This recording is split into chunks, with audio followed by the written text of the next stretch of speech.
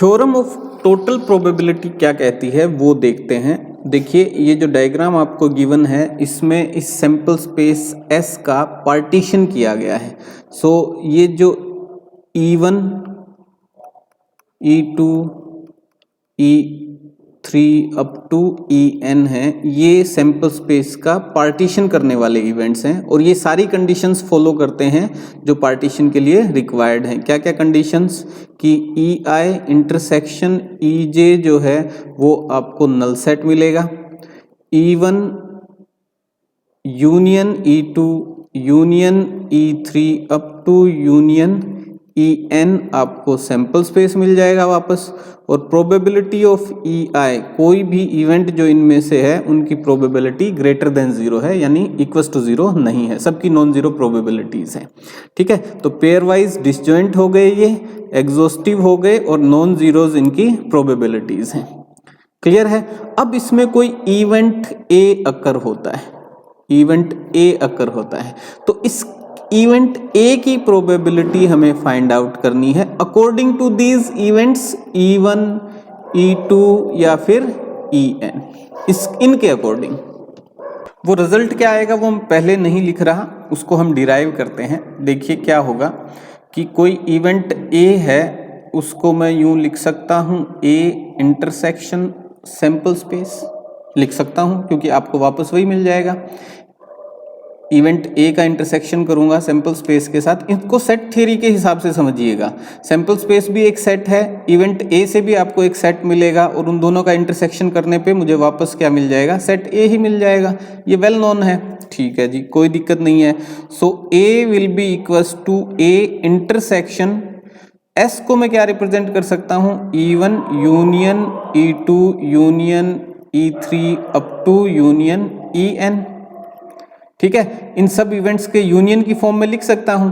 अब according to या फिर यूजिंग डिस्ट्रीब्यूशन लॉ को यूज करते हुए मैं यूं भी लिख सकता हूं A intersection E1 union A intersection E2 union A intersection E3 up to union A intersection En लिख सकता हूं ऐसा।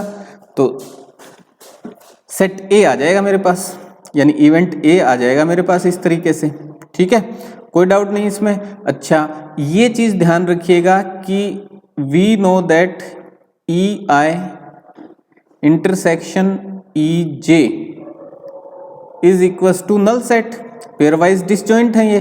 तो A जो कि इनका सबसेट है, देखिए A इंटरसेक्शन EI से मुझे क्या मिलेगा, एक सबसेट मिलेगा EI का, और A इंटरसेक्शन EJ करने से भी मुझे क्या मिलेगा, एक EJ का सबसेट मिलेगा।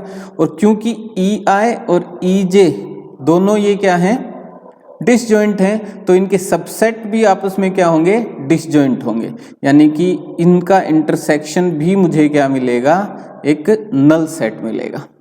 ठीक है, तो इस कंडीशन को यूज करते हुए अब मैं इनकी प्रोबेबिलिटी फाइंड आउट कर लेता हूं। सो क्या हो गया, ये अलग से चल गया मेरे से।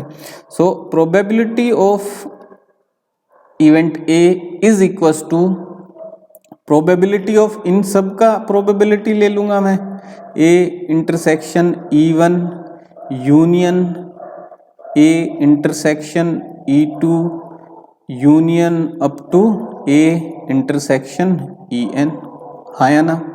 ठीक है, अब ये हम जानते हैं कि probability of A union B equals to probability of A plus probability of B। कब, जब A इंटरसेक्शन B आपका क्या है, एक नल सेट है। ठीक है, और ये कंडीशन है हमारे पास। देखिए ये जो है डिसजॉइंट सेट्स हैं, ठीक है, यानी कि इनका इंटरसेक्शन नल सेट मिलेगा आपको। तो probability of A equals to, simply क्या करूं, यहां दो सेट की बात थी, अब कितने ही ले लो आप, उनमें सबका क्या हो जाएगा, सम हो जाएगा। सो देखिए प्रोबेबिलिटी ऑफ A आ जाएगी आपके पास, probability of A intersection E1 plus probability of A intersection E2 plus probability of A intersection E3 और dash dash dash up to addition probability of A intersection E N. ठीक है, सभी की add कर दूंगा मैं प्रोबेबिलिटी। अच्छा, multiplication theorem on probability, उससे हमें पता है कि probability of A intersection B आपको क्या मिलेगा, प्रोबेबिलिटी ऑफ सॉरी ये ना लिख के मैं इसको इस तरीके से शो करता हूँ। हाँ, probability of A when B has occurred is equals to probability of A intersection B divided by probability of B। तो यहाँ जो है probability of A intersection E1 जो है वो क्या हो जाएगा, probability of A intersection E1 divided by probability of E1। ठीक है, और इनको अगर मैं रीअरेंज करूँ तो probability of A, सॉरी ये थोड़ा गलत लिख दिया मैंने, ये इंटरसेक्शन नहीं है, ये क्या कुत्ते भौंक रहे हैं ना, मेरा ध्यान उधर चला गया। Probability of A when even has occurred is equals to, ये भौंक रहे हैं, कुछ देख लिया होगा इन्होंने, तो चलिए। So probability of A intersection E1 is equals to किसके बराबर होगी, ये प्रोबेबिलिटी ऑफ E1, क्योंकि इसको उधर ले जाऊंगा मैं, multiplied by probability of A when E1 has occurred. तो इन जगहों पे मैं इससे रिप्लेस कर दूंगा। ठीक है, इस रिलेशन से रिप्लेस कर दूंगा इन सबको। तो देखिए, जो प्रोबेबिलिटी ऑफ A है, टोटल प्रोबेबिलिटी जिसको हम कहेंगे, वो आ जाएगी हमारे पास P of E1 multiply P of A when E1 has occurred plus probability of occurrence of E2 multiplied by probability of A when E2 has occurred। ठीक है, logical बात है ये। देखिए, हम प्रोबेबिलिटी फाइंड आउट करना चाह रहे हैं, टोटल प्रोबेबिलिटी A की। तो इवेंट E1 अकर हुआ है, उस वक्त A की प्रोबेबिलिटी क्या है, उनका मल्टीप्लिकेशन, प्लस जब इवेंट E2 अकर हुआ है उस वक्त A की प्रोबेबिलिटी क्या है, उसका सम। और ये एडिशन करते जाएंगे हम कहाँ तक, up to probability of occurrence of event En and multiplied by probability of A when event En has occurred।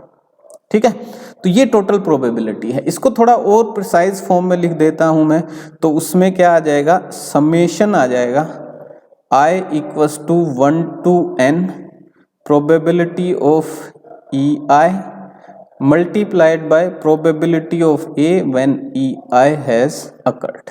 This is total probability of event A according to partition of sample space in events E1 E2 up to En। ठीक है।